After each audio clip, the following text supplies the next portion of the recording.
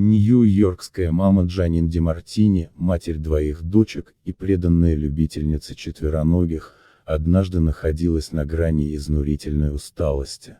Но несмотря на невыносимый ритм жизни в одном из самых дорогих городов мира, она не прекращала заботиться о бездомных котах. Именно в этот период Джанин приняла на временную передержку кота по кличке Хирби из местного приюта. Хирби, уже не самый молодой кот, провел довольно много времени в приюте и привык к присутствию людей. Джанин взяла его на переучивание к жизни в домашних условиях перед его предполагаемым переездом к новым хозяевам.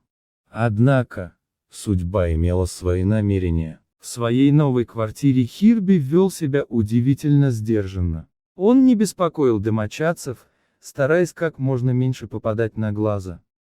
Именно поэтому стало совершенно неожиданно, когда он разбудил Джанин своим пронзительным мяуканьем поздно вечером. Сначала Джанин была сбита с толку. Она знала, что ее дочери спят в других комнатах, и сама уснула изнуренная. Что могло так встревожить Хирби? Кот был настойчив и продолжал кричать. Потом, как бы приглашая ее следовать за собой, он направился к двери.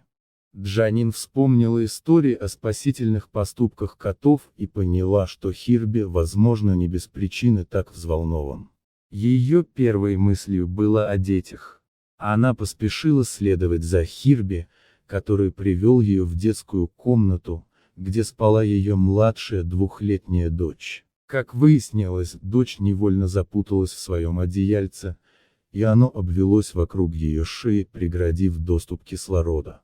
Джанин прибыла как раз вовремя, чтобы предотвратить возможную трагедию. После освобождения ребенка, она устроила медицинское обследование, чтобы удостовериться в благополучии дочери, и, к счастью, все оказалось в порядке.